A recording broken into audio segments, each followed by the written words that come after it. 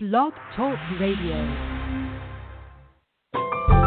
Welcome to Last First Date Radio, featuring interviews with experts in dating, relating, and mating in midlife. And now, here's your host, Sandy Weiner.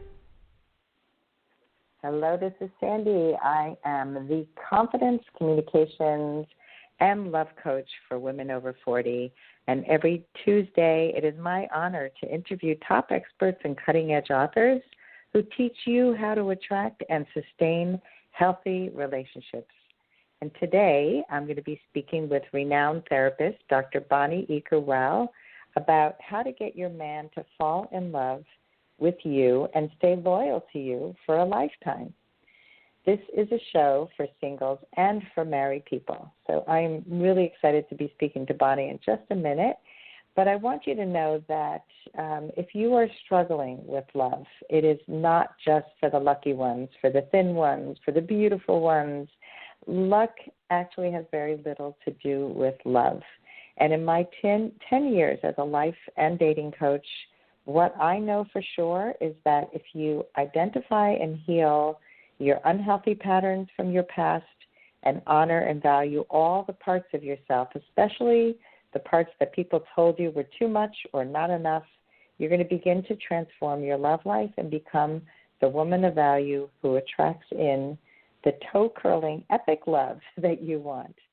And I want to share with you this week's Woman of Value tip, which is step number 21, and that is to be vulnerable. And I know that I used to think that vulnerability was a weakness, and it's truly a strength. And if you can really connect to your love interest in a vulnerable way and not try to be perfect, but really try to be authentic and share your thoughts, share your feelings, share that you're scared. This is how we connect in an authentic way, in a deep way, and this is how true relationships are formed. And one last thing before I bring on our guest is to join my Facebook group if you're not yet in it. It is a place for positive support for relationships and dating after 40. It is called Your Last First Date, and it's only for women. So again, it's Your Last First Date. Many people come to my group through this podcast.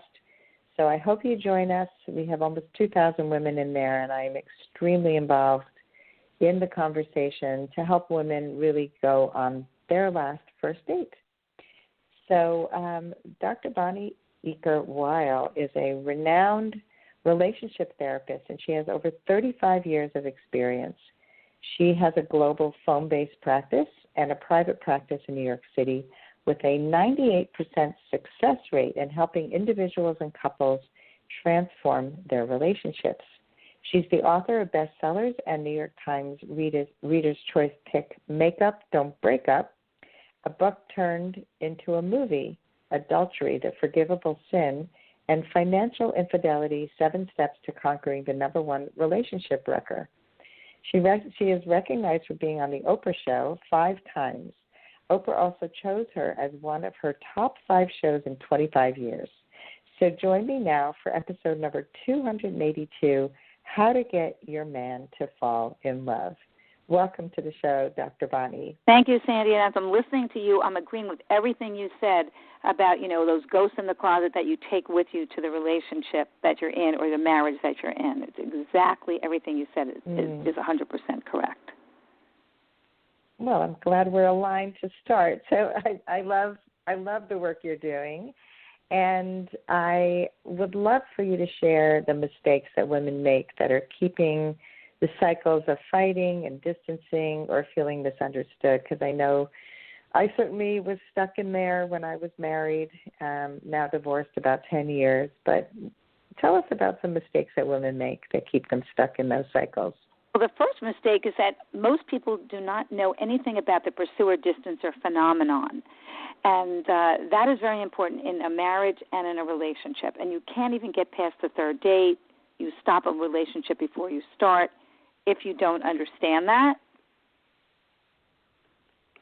So actually, one of the things that we talk about with that is that the first is 80% of men are distancers. and 80% of women are pursuers. And, of course, they pick each other. And a man that is a distancer, which would be the 80%, is a distancer by nature. He disconnects by nature. That's a natural inclination. Pursuer, 80% are women, like to get close and connect, and men like to get distant and, connect to sports, cars, things like that. Now, the dance that goes on between the two of them creates a power struggle. And this power struggle is important to understand because every relationship moves into a power struggle. And that's when most people leave. That's a big mistake that people make. The second thing that is a problem is we pick a person that gives us the most trouble. As I mentioned, opposites attract, so you're having a pursuer and a distancer. And therefore, you're in that power struggle, and it's very hard when you're in that to have a commitment going on. The second part of that is that most women misread the signal that when a man distances, he really is into you. I don't believe that when a man moves away, he's not into you because his natural inclination is to disconnect. So it's kind of like what my grandmother said, you catch the man till he catches you, but you chase him till he catches you. You can't pursue him, but you can connect to him because he's not going to be connecting to you. He's going to be disconnecting. So that's the most misread signal and the biggest reason that relationships stop before they start and marriages fail, because the more he acts distant, the more interested he is. And out of sight, out of mind is a cliche because it's an important one, though, because what operates between dates and even in marriage is that the woman does need to make the first move. I know it's not fair and I know it's not right, but if she doesn't make the first move and he's not making the first move, you're going to have nothing. So, and I've seen this in marriages and I've seen this when people are dating, that the woman is very fearful. She's been hurt before. Maybe she's a walking wounded. She's been divorced, separated, or never married. And when the man is afraid, it causes a contagion. So she thinks he's not interested. And even if she's married, he's shut down. He's reading the newspaper instead of talking to her. So if the woman thinks that he's not interested, you're both going to become very distant, and you're not going to encourage him to start to connect. Very, very important piece of information. So let's unpack this a little bit. First of all, I'm thinking of attachment styles, and we've spoken a lot about that on my podcast. And we would call it the avoidant and yes. and the anxious attachment, being attracted to each other. I used to do wedding contracts, Jewish wedding contracts for people, and I would interview the couple and say, tell me a little bit about your values and about your relationship. And I still remember there was one who had a distance or pursuer relationship, and they said, I chased her, then she chased me, and I chased her. And they wanted me to capture that on the contract, like in the illumination.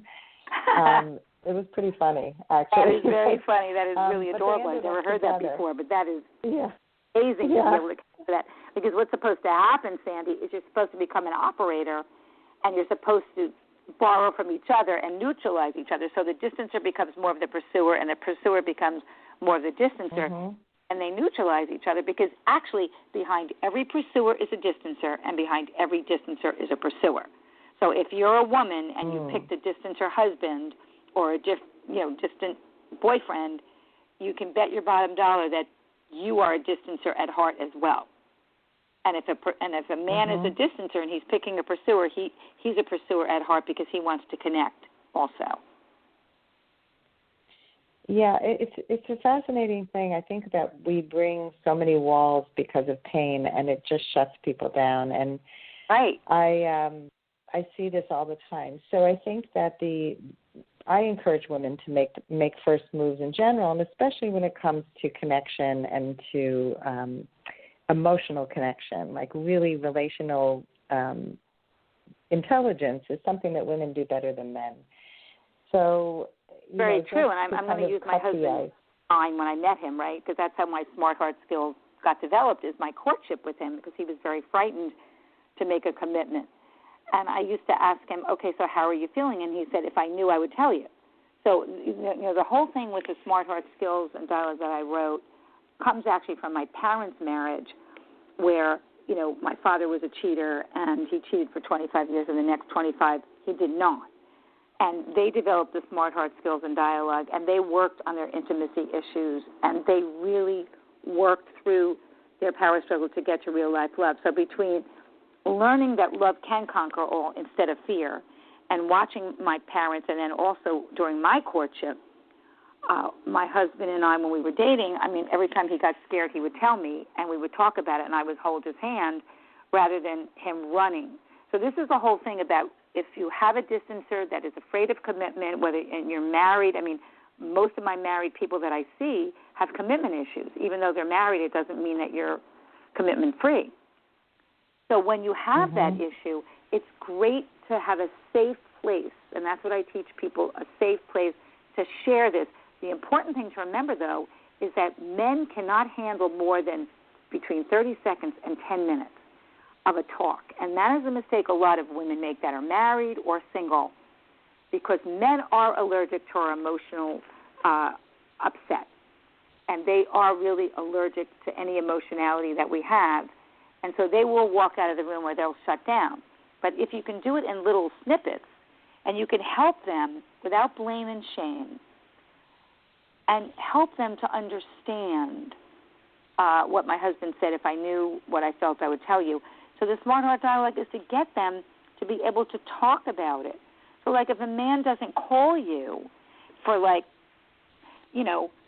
don't know, it could be a week, it could be 2 weeks, and you had a fabulous time. I'm always remembering this date I had, Sandy, where we had a wonderful time. We stayed out till 2 in the morning just talking. We had such a great connection, and he didn't call me for 3 weeks. So I finally decided to call him, and I said, is it something I said? Is it something I did? I was just trying to figure out what happened. I thought we had a great connection. And he said, I thought I could probably fall in love with you. And that's what gave me stopping a relationship before it starts. He was scared. But I think that, a lot of times when women get rejected, or like when even your husband is not talking to you, he's watching television, he's not speaking to you, I think that if you don't show anger, which is hard to do, but you show understanding and love, and try to get the person to talk about what's going on. And I actually have a couple of actual dialogues that I give to people, and so that they can kind of use, there's like a typical one where the person is holding back. And the person, like you said it, and you said it so well, Sandy, about being vulnerable. That's what love's all about. You need a lot of courage to love, and most of us run away from it because we're so scared we're going to get either abandoned or suffocated. And it's actually harder the way we do it. So there's a dialogue that I give people to help the person. It's usually the distancer that needs to be made accountable for his fear and for taking that relationship risk. And so one of the things that you can say to somebody is, you may be holding back to protect yourself so that if it ends, it won't be so hard on you. And our relationship has hardly begun. Why stop it before it starts? And how about taking the risk? You too. How about taking it with me? And, I remember this, and I tell my patients this because this is a really strong one. I was dating my husband about 3 months. We had the most beautiful weekend together. We were in nature. We were hiking. And it's when you feel the closest to somebody that they usually then run away because it's scary for both people. I still remember what I was wearing. I still remember where we walked. And it was a Sunday night. And my husband, who I was dating, I called it the pumpkin syndrome. He would have the pumpkin syndrome like Cinderella. He would have to leave because he started getting really nervous about the closeness and the connection. And he said something to me like, I could probably never fall in love with you, and I think you're falling in love with me, and I don't want to hurt you. So now that could have been a breakup, right, Sandy? That could have been perfect breakup. It turned out to be a makeup. That's actually why I wrote the book, Make Up, Don't Break Up, because in that instance, I could have made or break or make this relationship.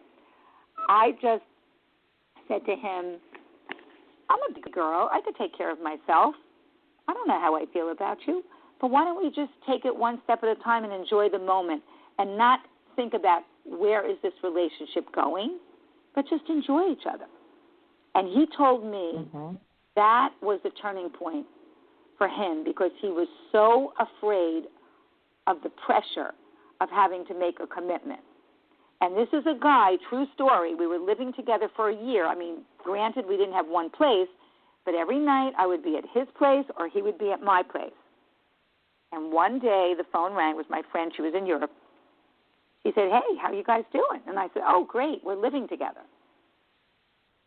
And my husband, who was just my boyfriend at the time, he turned white, Sandy. I mean, white.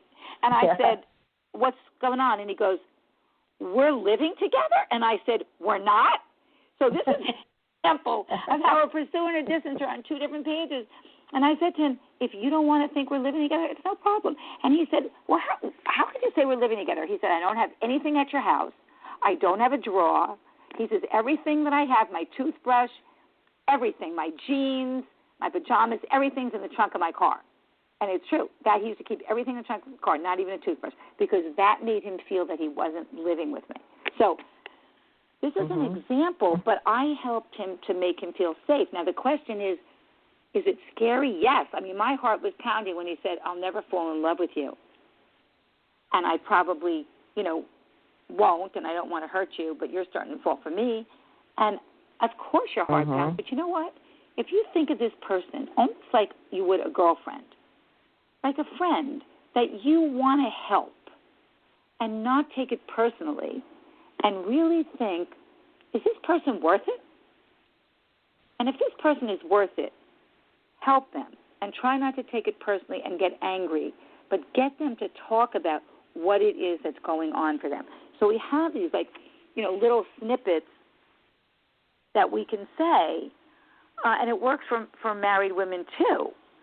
And if you're taking the pressure off this person, I mean, that is so important. For instance, like I had somebody who, they had a first date, and she hadn't heard from him for a long time. And she called him back, and she said to him, per my Smart Heart dialogue, you're a terrific, handsome guy. I'm just curious, what happened on your end? And you have to make sure you're not angry or use any kind of tone. And he'll probably say, I don't know, because that's a typical distancer response is, I don't know. I don't know how I feel. Right. I'm not really sure why. And then you can say, why don't we just see what happens? Why don't we take the journey? And you can do the same thing if your husband is a little distant or you think something's bothering him. Don't say what's wrong, because I'll say I don't know. Just say, I just want you to know that I'm here for you, and I'm just trying to reach out for you, reach out to you, and help you to find your way, because you seem like something's wrong or you're a little distracted. Is there anything that I can do? And maybe if we sit down and we talk for 10 minutes, you'll be able to get to that point. And then, like another example of a dialogue would be, you had a first date, you're moving forward, and you know that this person doesn't want to see you or this person is stuck. So the person, the woman can say something like, it looks to me like, I know you told me you were just coming out of a relationship. So, we can either move forward or we can just see what happens, or we could stop seeing each other. I'm okay with that. You can call me back when you're more ready, if you feel like you want to. And I'll leave the door open, but I'm not waiting. So you're making that person feel more secure and not pushed, but you're letting that person know you're not sitting around waiting, because that scares guys too. Okay? And even if you're married, you can do, I call it a brush with death. If you think your husband is taking you for granted, which happens very often, and women take men for granted also, you go away for a weekend or an overnight, but not with anger. and the person fends for themselves, and they usually miss you. But you don't go away for the weekend and leave 4 pints of soup and take everything out and make everything ready. And, you let the person realize that there's an empty space and a vacuum. And that brush with death has many couples from getting divorced or couples that could have broken up to make up by doing a brush with death. My mother did it. I did it with my husband who I was dating when he couldn't make a commitment eventually. And my mother did it with my father who was cheating for 25 years. She finally got the courage to leave him. And not only did he come back, he got the help that he needed. And I got that call from my mother one day, and she said, in our golden years, we're so happy. And I said, Mom, I'm so sorry that you had 25 years of hell. And she said, well, without the hell, I wouldn't have had the heaven. She said, we really understood. She said, I also had intimacy issues. That's why I picked him. So it's not, if you're going to blame your partner, look at yourself, because you picked that person for a reason. We're supposed to pick someone who challenges us in the way that we need to be, and you do your best growing from a relationship. That's when you can find out about yourself. I agree with you. Getting rid of a person doesn't get rid of a problem most of the time. You take yourself with you. Absolutely not. Absolutely. I'm actually about to launch a 5-day challenge about how to fix your broken picker. And I polled my Facebook group and I said, what's your biggest challenge in dating? And the broken picker was the top one. And because people keep picking the same type of person, or they pick somebody with big red flags and they miss them. And we have to take responsibility for what we're doing, because it's always a two-way street. And it's the best school of relationships is to actually be in dating and relationships. That's how you learn about yourself. That's how you learn about the people you're with. And so much of what you're saying, it resonates so much. And I had a conversation today with a client who we were talking about being really authentic with men. And so much of the dating advice out there is about how to be coy and hook a guy and manipulate. And it drives me crazy. And I know. Me too, because I see people that have been to, 4 other therapists who said, what are you doing? Why are you making the first move? If he really wants you, he's going to want you. I mean, men are afraid. I mean, it's obvious that they're afraid. So nothing's going to work. But I think it's so true what you're saying, that we are going to make the same mistake. So, just because you get rid of someone doesn't mean you get rid of your problem. And that is why we ask people to really, really try to take the masks off when you're dating, or even when you're living with someone or you're married. And I do have some tips about when to let someone go or when to hang in. And because I feel that most relationships can be saved, especially marriages or engagements, and many of the single people that discard people because they don't understand what's going on, not only for themselves but for the other person. And most relationships, you can work it through if you feel safe enough to talk to the other person. But there are times... Right, you need safety. Right. And the safety comes from the smart heart skills and dialogue that I teach people, because you can't just communicate. You have to do it in a safe way, because people don't know how to safely do it. And I can't tell you how many women get upset with me when I say, you have to make these phone calls. You have to make the conversation. Why do I have to do all the work? Because you're the guardian of connection. And it's important. We're not playing games, not manipulating. We're working as a team, like a shareholder in the company. So when should you let go? When should you hang in? You should hang in if he makes movement towards you. If he's willing to work on the smart heart skills and dialogue, he's willing to look at his distancing and closeness fears and doesn't get mad at you for bringing them up. He's willing to spend more time with you, and this is if you're married, and he validates your needs and feelings, even if they're different than his.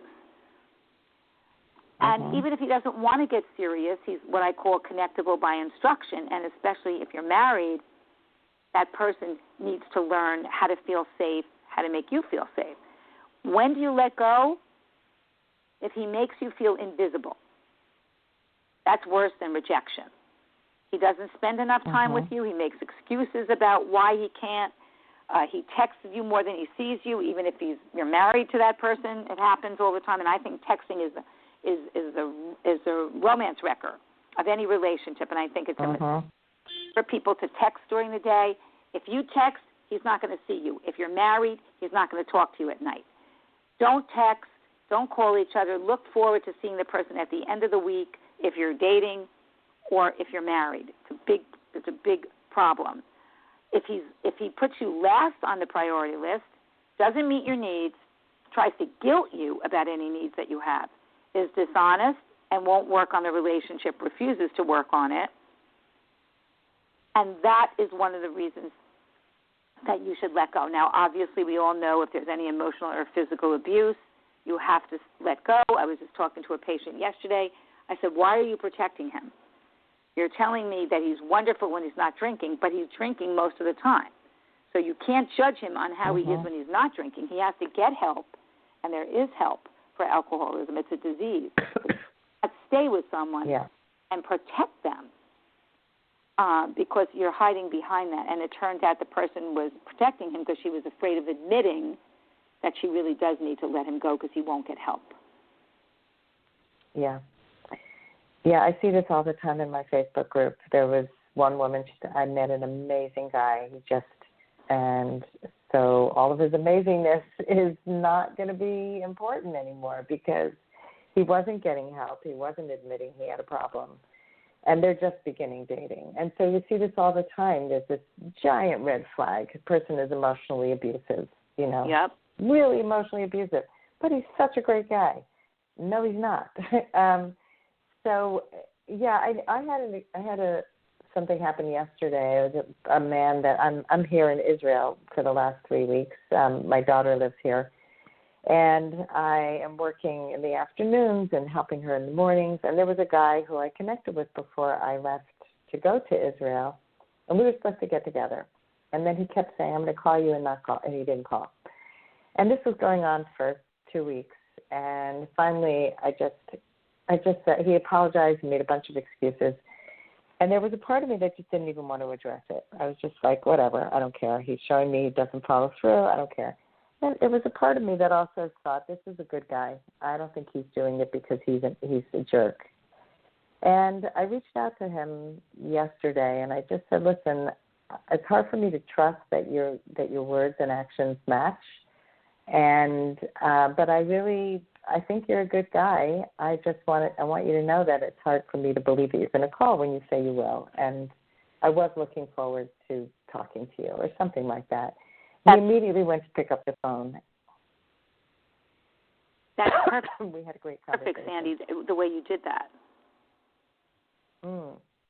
Because you see how you did that? You didn't blame and shame him, but you told him how you felt, and you gave him a chance, and you told him he's a good guy. It's similar to one of the dialogues I just gave you. You're a handsome guy, you're a nice guy. Because you're giving him the opening what's wrong, but you see, they don't know what's wrong. So if you didn't make that call, he would never get in touch with what was going on with him.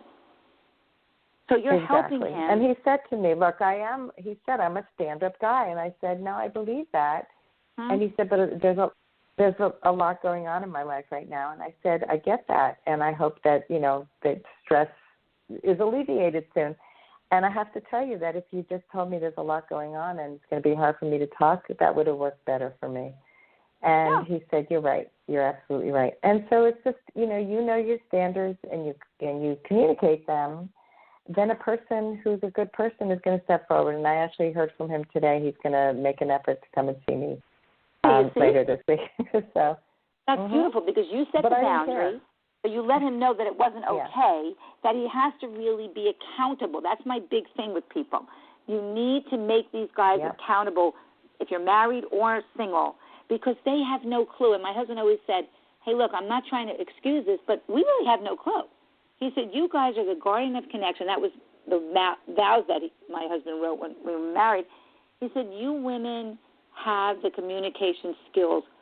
Hopefully we can be open to learning them. And my husband was really happy to learn them because he failed in his first marriage because he didn't know what he was doing. And he said, I didn't know what I was doing. I wasn't communicating, and she was a distancer too. She wasn't communicating. I'm willing to learn. As long as you have someone, and Sandy, he sounds like he's connectable by instruction, this guy. As long as they're willing to learn, and he said to you, I get it. And he didn't defend himself, and he didn't blame you. He got it, and then his action showed it. So don't listen to the words. Look at the movement. And that movement is he made a move towards you because he thought you were worth it. Yep. And not only that, he respected you. And that's what my husband always said. He said, I respected you in the beginning when you called me on when I was scared. He says, all the other women I left, and we all broke up. When I said something like I said to you that I could never fall in love with you, I respected that you said, I'm a big girl. You're not going to crush me. I'll take a chance. That's what love is. That's what relationships Yeah. So they respect you. They're not mad at you, but you're also doing it in a dignified, respectful way and letting them know you're there to help because everyone is afraid. I don't know anyone that is not afraid to love. And it's such a beautiful thing, and it takes so much courage, but it's worth it. It is so worth it, and it's scary as hell. So, and it's scary at the same this time. It's been amazing. But, if you talk about the fear, and that's why I wrote the book, because my husband and I talked about the fear. And when you talk about it, you don't have to act out the running away. But when you talk about it, it's got to be short-lived. You've got to put a lot of fun into the relationship. A lot of women talk the relationship or the marriage to death because the guy is avoiding it. And he's avoiding it because he can't take more than 10 minutes at a time without time out. Yeah. These are skills, and they are the most essential skills to me of anything you can learn about relationships. So I'm so glad you're doing this work. And I know you have an amazing gift for our audience. So can you tell us what it is? Yes. I have a free video that I'd love for everybody to look at. And you're going to see on this video the one thing that you can do every day. It's just 30 seconds, married or single, that will bond you and your man for a lifetime of loyalty. And your partner will fall back in love with you or fall in love with you if you do this. The exact words you will see to get your man or your partner to do whatever you want, even if he's been resistant, like my husband who didn't know we were living together. So these are like magic words, this Smart Heart Skills and Dialogue. And so I put together a free video with real patience that goes a lot deeper so you can see how real couples solve tough issues. Some are married, some are not, some are single. And I have a 98% rate because of these transformational skills and dialogues that I developed with my husband while we were struggling. So it's important for you to know that everybody struggles. And it's okay to struggle because at the end of the struggling, and you'll see in the video, is real life love. So if there's dating, if there's commitment issues, if you want to get your husband back, your boyfriend back, or you want to start a relationship and you've been afraid because you've been hurt so many times, you can look at this video and you could click on, and you can actually find out what's going on inside a man's head and also what's going on inside a woman's head, so you understand yourself better. And so this video is at www.doctor, spelled out, D-O-C-T-O-R, Bonnie, BONNIE.com/free videos. So that's www.drbonnie, D-O-C-T-O-R, BONNIE.com/free videos. And I actually like to answer questions. I like it better than email because it's more personal. If anybody has a question they want to ask me, they can call the 212-606-3787. That's 212-606-3787. I like to hear the inflection of the voice. And I also do a Makeup, Don't Break Up little mini breakthrough sessions if somebody really wants to understand and know if they're on the right track, just so I could help. If some people read the book Makeup, Don't Break Up, and then they say, well, this is good, but this is what's happening to me. And usually there's some variation, so it's always good just to get a fresh outlook. Awesome. Well, thank you so much for sharing this really helpful information with our audience, and I hope people get your free gift and contact you because this is essential work. So thank you for doing this beautiful work, Bonnie. Thank you, Sandy. And my website is www.Bonnie, BONNIE.com, if they have anything they want to say to me or anything. And thank you, Sandy. It was wonderful working with someone believes in love and vulnerability and believes in sharing the information and not playing games and manipulating.